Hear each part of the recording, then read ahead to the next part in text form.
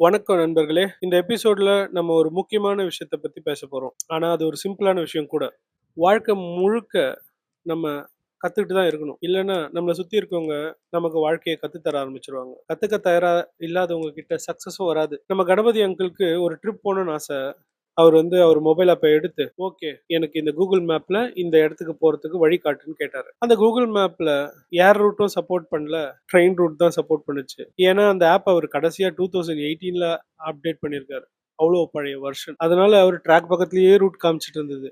என்னடா இந்த ஆளு ரோடும் இல்லாம, ட்ராக்கும் இல்லாம பக்கத்திலேயே போயிட்டு இருக்காரு அப்படின்னு வழிமறிச்ச ஒரு போலீஸ், ஏன் இப்படி வரீங்கன்னு கேட்டதுக்கு, என் கூகுள் மேப் அப்படிதான் காட்டுதுன்னு சொன்னாரு.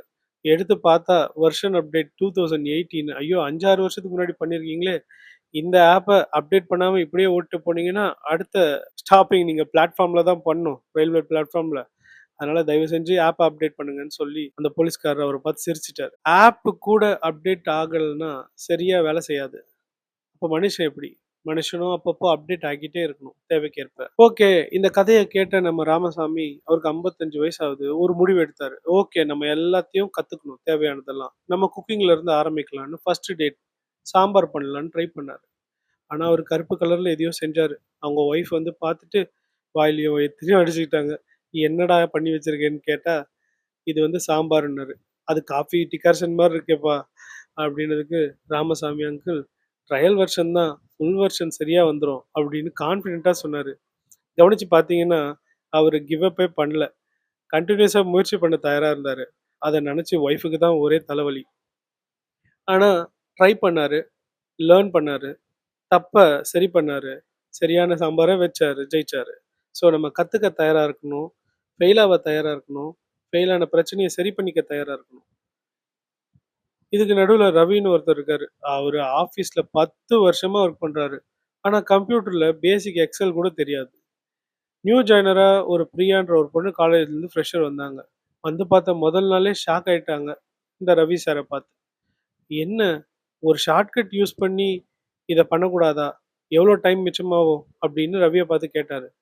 ரவி சாருக்கு ஒரே ஈகோ ஆயிடுச்சு. அவரு என்ன பதில் சொல்வாரு? "எனக்கு எல்லா ஷார்ட்கட்டும் தெரியும். நான் இப்படி தான் ஒர்க் பண்ணுவேன்." அப்படின்னு சொல்லிட்டாரு.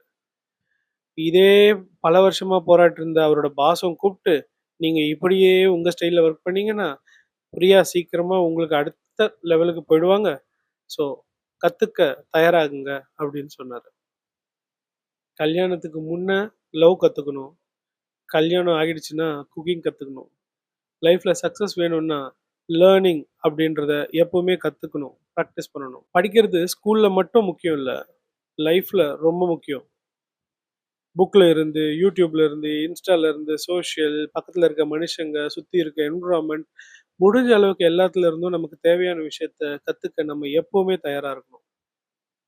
கம்ப்யூட்டருக்கு அப்டேட் குடுக்குற மாரி, ஃபோனுக்கு அப்டேட் குடுக்குற மாரி, நமக்கு நம்ம எப்பவுமே அப்டேட் குடுத்துக்கிட்டே இருக்கணும். இன்னைக்கு ஒரு புது விஷயம் கத்துக்கிட்டோம். வாவ்! நாளைக்கு என்னோட பெஸ்ட் வெர்ஷனா இருக்க போறேன் நானு. அப்படின்ற சந்தோஷம் எப்பவுமே உங்க மனசுல இருந்துட்டே இருக்கணும். கத்துக்க ரெடியா?